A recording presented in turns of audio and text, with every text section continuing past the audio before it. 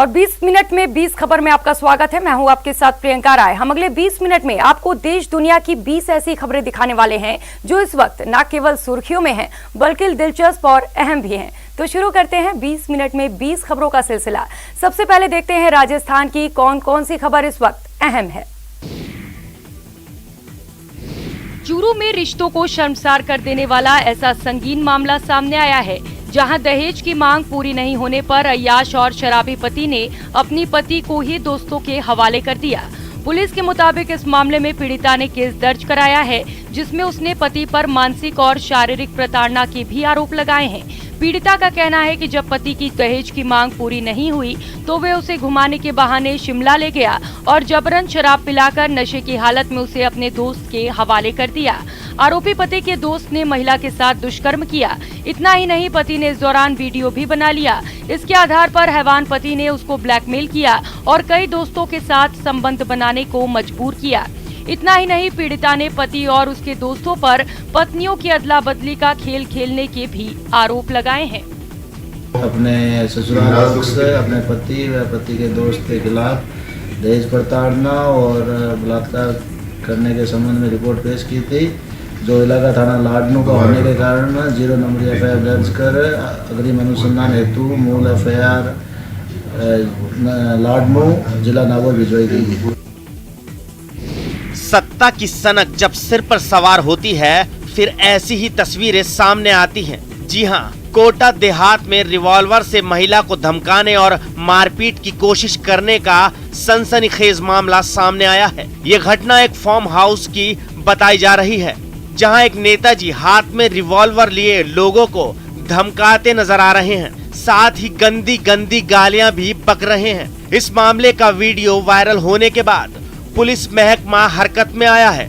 Police ने मामला दर्ज कर लिया और मामले की जांच पड़ताल शुरू कर दी। डीएसपी विजय शंकर शर्मा ने बताया कि मामले के संज्ञान में आने के बाद मामला दर्ज करने के निर्देश दिए गए हैं। हालांकि ये वीडियो कब और कहां का है, इसकी अब तक पुष्टि नहीं हो पाई है। आशंका जाहिर की जा रही है कि ये मामला बुढ़ादित थाना इलाके के एक फार्म हाउस का है। वायरल वीडियो में पूर्व सरपंच नजर आ रहा है, जो रिवॉल्वर से महिला को धमकाता दिख रहा है।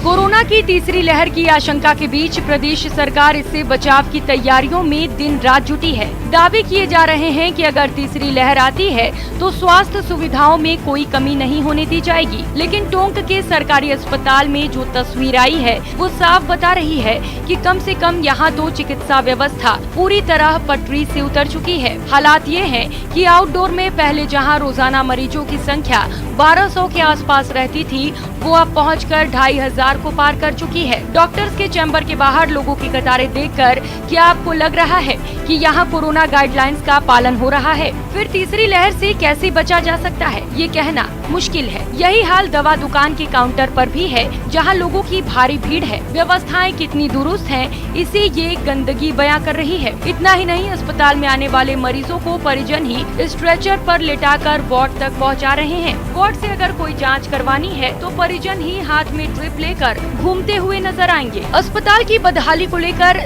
जब पीएमओ से सवाल किया गया तो वे बगले झांकते नजर आए। कहने को तो ये पोषाहार के पैकेट हैं, लेकिन इसका इस्तेमाल करना खतरे से खेलना है। बीमारियों को दावत देना है, लेकिन जिम्मेदारों को इससे कोई मतलब नहीं। तभी तो वो मासूमों की जान से खिलवाड़ कर रहे हैं। दरअसल कोरोना की वजह से कक्षा 1 से 8 तक के स्कूल बंद हैं। ऐसे में शिक्षा विभाग की ओर से बच्चों को कॉम्बो पोषाहार पैकेट बांटे जा रहे हैं। इस पैकेट में हल्दी, धनिया पाउडर, नमक, सोयाबीन तेल, चना दाल, मूंग की दाल और जीरा समेत कई खाद्य सामग्री के छोटे छोटे पैकेट होते हैं। स्कूल बंद होने के कारण पोषाहार के किट छात्रों के घर तक पहुंचाए जा रहे हैं, लेकिन राजसमंद के लालपुरा में फफूंद लगी खाद्य सामग्री बांटी जा रही है। साफ दिख रहा है कि पैकेट खुले हैं और पूरी तरह से खराब हो चुके हैं। ऐसे पैकेट मिलने के बाद गांव वाले भड़क गए और कार्रवाई की मांग की। वहीं स्कूल के प्रिंसिपल का कहना है कि कॉम्बो पैकेट खोलने का अधिकार स्कूल को नहीं है। ये जैसे उन्हें मिलते हैं वैसे ही बांट दिए जाते हैं। आजादी के 75वें साल पर देश भर में अमृत महोत्सव का आयोजन चल रहा है। झुंझुनू में भी अमृत महोत्सव के तहत जिला ग्रामीण रोड पर सेमिनार का आयोजन किया गया। सेमिनार में चूरू सांसद नरेंद्र कुमार और कलेक्टर यूडी खान के अलावा जिला प्रमुख हर्षिनी कुलहरी और जिला परिषद के सीईओ जवाहर चौधरी भी शामिल हुए। सेमिनार में ग्रामीण इलाकों में सड़कों के निर्माण के साथ ही सड़कों की देखरेख और मरम्मत पर विस्तार से चर्चा की गई। इस मौके पर कलेक्टर ने सड़क विभाग के अधिकारियों को निर्देश दिए कि मानसून के दौरान होने वाली टूट फूट को ठीक करने की रणनीति बनाएं और उसी के अनुसार काम करें ताकि लोगों को परेशानियों से बचाया जा सके। कार्यक्रम में सांसद नरेंद्र खीचड़ ने कहा कि इंजीनियर्स को बिना किसी भेदभाव के काम करना चाहिए ताकि जिले का सर्वांगीण विकास हो सके। उन्होंने जिले में प्रस्तावित बाईपास सड़कों के निर्माण में तेजी के भी निर्देश दिए। आज़ादी का अमृत महोत्सव है, केंद्र सरकार द्वारा आदरणीय मोदी जी द्वारा मनाया जा रहा है। जो सड़क ऐसी साहब है इनके डिपार्टमेंट के द्वारा आज ये रखा गया है। इसकी सड़कों के साथ अच्छे वृक्षारोपण भी किया जाए। जो प्रधानमंत्री ने ये अमृत महोत्सव के रूप में आज़ादी का जो उत्सव मनाया जा रहा है।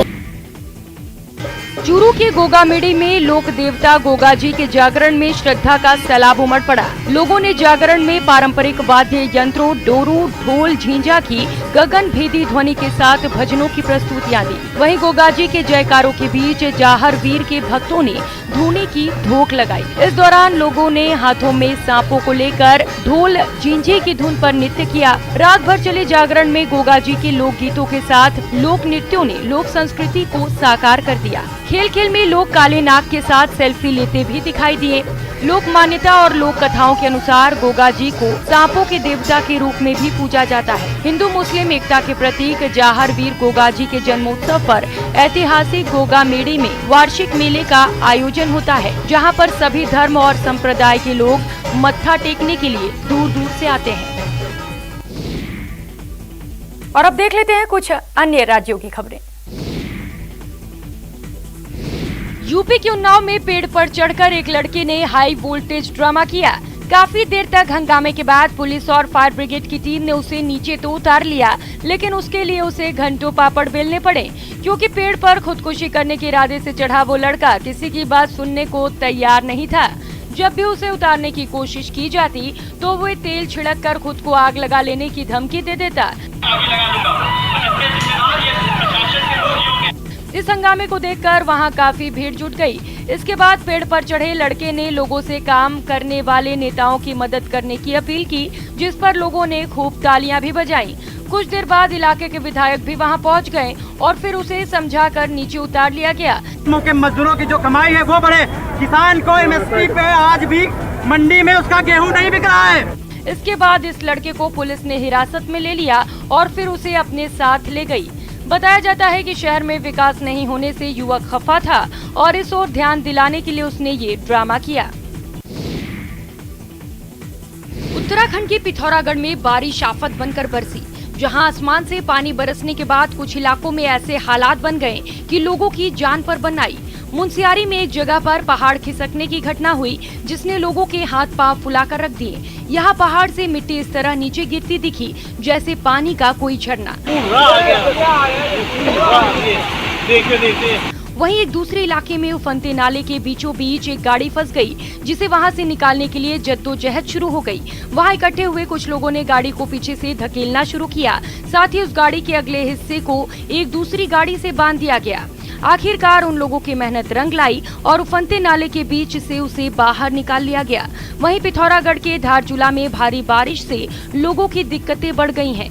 यहाँ तवाघाट रोड पर भारी लैंडस्लाइड के कारण चाइना बॉर्डर को जोड़ने वाली रोड पूरी तरह बंद हो गई। रोड में आए मलबे से अल्धारा के 20 मकानों पर खतरा मंडरा रहा है।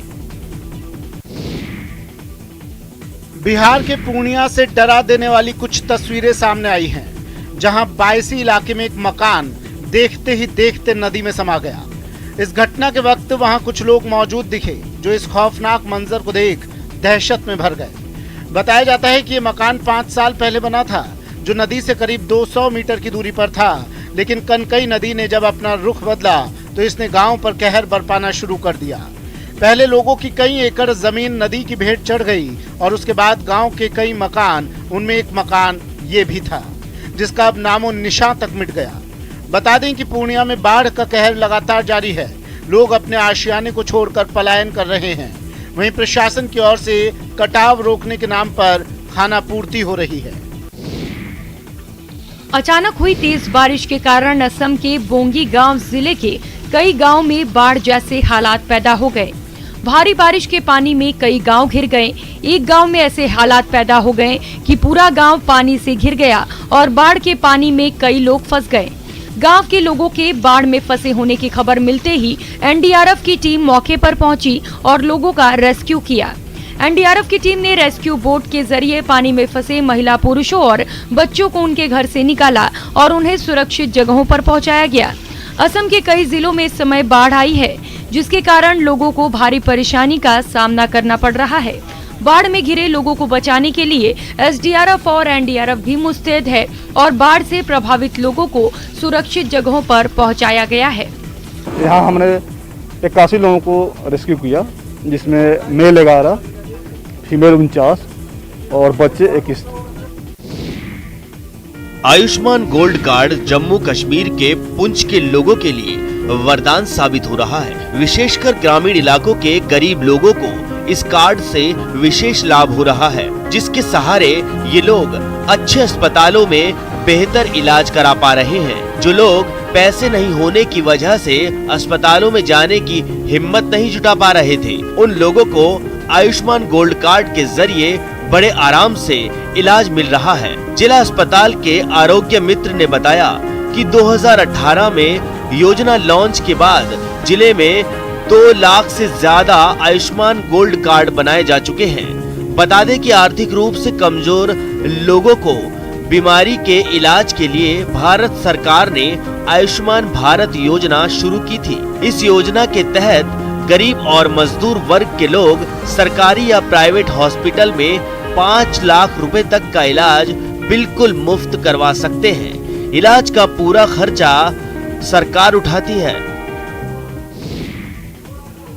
भारत का अमृत महोत्सव के तहत जम्मू कश्मीर के कठुआ में कृषि विभाग ने एक कार्यशाला का आयोजन किया, जिसमें किसानों को बासमती के उत्पादन के लिए कीटनाशकों के सुरक्षित उपयोग के साथ साथ अच्छी कृषि पद्धतियों को अपनाने संबंधी जानकारी दी गई। कार्यक्रम में अंतर्राष्ट्रीय मानकों की गुणवत्ता वाली बासमती के उत्पादन के बारे में जानकारियों के साथ ही किसानों से अपील की गई कि किसान बासमती की खेती का दायरा बढ़ाएं ताकि उनकी आय बढ़ सके और अंतर्राष्ट्रीय गुणवत्ता वाले कीटनाशक मुक्त बासमती चावल का अधिक से अधिक उत्पादन किया जा सके। बता दें कि भारत दुनिया में बासमती का नंबर 1 निर्यातक है और जम्मू कश्मीर की बासमती की सबसे अधिक मांग रहती है। कार्यशाला में बड़ी संख्या में प्रदेश के बासमती उत्पादक किसानों ने हिस्सा लिया। इस वर्कशॉप में हमारा मेन जो काम है वो बीज से लेके मार्केटिंग तक, किसानों को अच्छी किस्म का बीज, उस बीज की जो ट्रीटमेंट है, फिर उसको जो कल्टीवेशन के ऑपरेशंस हैं और फाइनली लास्ट में ये है कि मार्केटिंग, जो बासमती पैदा करेंगे उसको एक्सपोर्ट क्वालिटी का बना के बाहर भेजना है। तो इस सिलसिले में हम फार्मर्स को सेंसिटाइज कर रहे हैं। अगले महीने की 1 तारीख से पटना से दिल्ली के बीच चलने वाली राजधानी एक्सप्रेस के डिब्बे बदल जाएंगे। इस ट्रेन में तेजस एक्सप्रेस के डिब्बे लगाए गए हैं, जिससे यात्रियों को पहले के मुकाबले ज्यादा सुविधाएं मिलने की उम्मीद है। ट्रेन के दरवाजे ऑटोमेटिक खुलेंगे और ट्रेन तब तक नहीं चलेगी जब तक उसके सभी दरवाजे बंद नहीं हो जाएंगे। चलती ट्रेन से चढ़ते समय या उतरते समय जो कई बार दुर्घटनाएं हो जाया करती थी, उसकी कोई गुंजाइश नहीं रहेगी। इतना ही नहीं, सफर के दौरान यात्री से जुड़ी दूसरी जानकारियां यात्रियों तक पहुंचाने के लिए LCD की भी व्यवस्था की गई है। LCD लगाया गया है जिसमें आपको सारी जानकारियां मिलती रहेंगी कि ट्रेन कहां पहुंची है और कब अपने गंतव्य स्थान पर पहुंचेगी। इसके साथ ही ट्रेन में यात्रियों की सुरक्षा के लिए CCTV लगाए गए हैं। सफर के दौरान गंदगी न फैले, इसके लिए हर बर्थ पर कूड़ेदान रखे गए हैं। यही नहीं, सीट को पहले से आरामदायक बनाने के इंतजाम भी रेलवे की तरफ से इस ट्रेन में किए गए हैं। पंचायती राज से जुड़े कार्यक्रमों को लेकर लद्दाख के 7 दिवसीय दौरे पर गए लोकसभा स्पीकर ओम बिरला ने लेह में 2 सदस्यीय समितियों के साथ बैठक की। बैठक में उन्होंने जम्मू कश्मीर और लद्दाख में चल रही योजनाओं के बारे में जानकारी ली। इसके अलावा उन्होंने क्षेत्रीय जनप्रतिनिधियों और आम लोगों से मुलाकात की। इस मौके पर लोगों ने स्पीकर ओम बिरला को सम्मानित किया और उनके इस दौर के लिए आभार जताया। लोकसभा स्पीकर के सम्मान में यहां रात्रि भोजन का भी आयोजन किया गया, जहां स्थानीय कलाकारों ने शानदार सांस्कृतिक कार्यक्रम पेश किया। कलाकारों ने स्थानीय वाद्य यंत्रों के संगीत पर मनमोहक नृत्य पेश किया और कार्यक्रम में मौजूद लोगों का भरपूर मनोरंजन किया।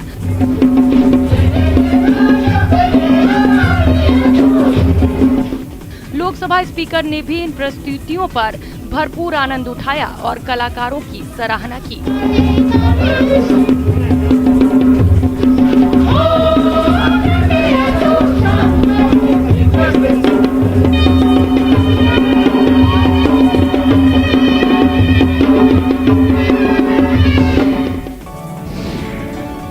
तांत्रिक के हनुमान भक्त अलकू तूरी ने जैसे ही बजरंगबली के मंदिर में नारियल फोड़ी, वैसे ही उसके कठोर कवच के अंदर से हनुमान की सफेद आकृति प्रकट हो गई। फिर क्या था, नारियल से निकले बजरंगबली की पूजा पाठ का जो सिलसिला शुरू हुआ वो थमने का नाम नहीं ले रहा था। नारियल के मारुति नंदन पर लाल टीका लगा, अगरबत्ती की सुगंध के साथ उनकी चर्चा चारों तरफ फैलने लगी और उसके साथ ही उनके दर्शन के लिए भक्तों की टोली खींची चली आई। सैकड़ों लोग आकर के देखे और सभी लोग तो यही देखा इसका आकार देखते हुए कि नहीं, ये बजरंगबली का आकार है। सब मानने और न मानने का खेल है, चाहो तो पत्थर चाहो तो भगवान। और जब इस हनुमान नुमा आकृति के आगे भक्तों के सिर श्रद्धा भाव से झुके तो बजरंगबली की महिमा की चर्चा दूर दूर तक फैलने लगी। पहाड़ों की चोटियों से अटखेलियां करते बादल, हर तरफ बिखरी हरियाली, खूबसूरत वादियां, फिर भला कौन होगा जिसका दिल मचल न जाए। तभी तो जैसे ही लॉकडाउन की पाबंदियों में ढील मिली, सैलानी निकल पड़े धरती की जन्नत की सैर पर, खूबसूरती के संसार का दीदार करने। आंखों को सुकून और दिल को चैन देने वाले ये नज़ारे जम्मू कश्मीर के राजौरी के पीर की गली और ऐसे ही कई पर्यटन स्थलों के हैं, जो एक बार फिर से सैलानियों से गुलजार हैं। पूरब, पश्चिम, उत्तर, दक्षिण, देश के हर कोने से लोग घाटी की इन खूबसूरत वादियों का दीदार करने पहुंच रहे हैं, जहां महानगर की तेज रफ्तार से परे शांति और प्राकृतिक सौंदर्य एक अलग ही एहसास देता है। चप्पे चप्पे पर स्थानीय संस्कृति और परंपराओं का अकूत भंडार इस जगह को और दिलचस्प बनाता है। बहुत ही खूबसूरत जगह है, यहाँ पे नेचुरल ब्यूटी है, तो अगर हम जो लोग हैं हमें कहीं और जाने की ज़रूरत ही नहीं है। यहाँ पे दूर दूर से लोग टूरिस्ट आते हैं यहाँ पे घूमने के लिए। और अब नजर डालते हैं दुनिया की कुछ चुनिंदा खबरों पर। अमेरिका के कैलिफोर्निया में जंगलों में लगी आग अब लोगों के लिए खतरा बन चुकी है। इस आग ने अब तक सैकड़ों मकानों को जलाकर राख कर दिया है, जबकि हजारों लोग बेघर हो चुके हैं। वहां के जंगल पिछले कई दिनों से सुलग रहे हैं, लेकिन पूरी ताकत झोंकने के बाद भी इस आग पर काबू नहीं पाया जा सका। ये आग तेज हवाओं के साथ रिहायशी इलाकों की तरफ बढ़ने लगी। वहां के अलग अलग इलाकों से आग की डरा देने वाली तस्वीरें भी सामने आईं। आसमान से ली गई एक तस्वीर, एक बड़ी इमारत लपटों में घिरी नजर आई। आग ने इमारत के आसपास खड़ी कई गाड़ियों को भी चपेट में ले लिया। जल्दी ही लपटों ने वहां सब कुछ जलाकर राख कर दिया। जंगल में मौजूद कई दूसरी इमारतों का भी यही अंजाम हुआ। एक घर के ऊपर से तो धुएं का गुबार कुछ इस तरह उड़ता दिखा, आसमान तक दिखना बंद हो गया। हालात बिगड़े तो डरे हुए लोग जान बचाने के लिए घर छोड़ने को मजबूर हो गए। जंगल की आग रास्तों तक पहुंच गई। सुरक्षा की वजह से कई हाईवे बंद करने पड़े। आगे बढ़ रही इस आग से निपटने के लिए करीब 14,000 जवानों को मोर्चे पर उतार दिया गया, जो लपटों से जूझते नजर आए।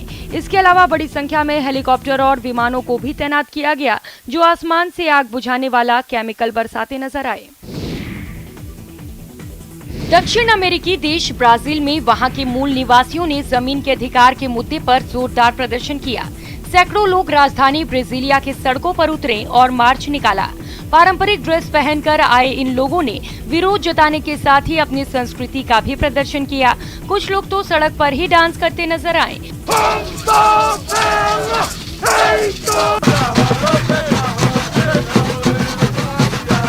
लोगों ने सरकार पर ब्राजील के मूल निवासियों की सुरक्षा न करने के आरोप लगाए और जमीन से जुड़े अपने अधिकारों की गारंटी मांगी।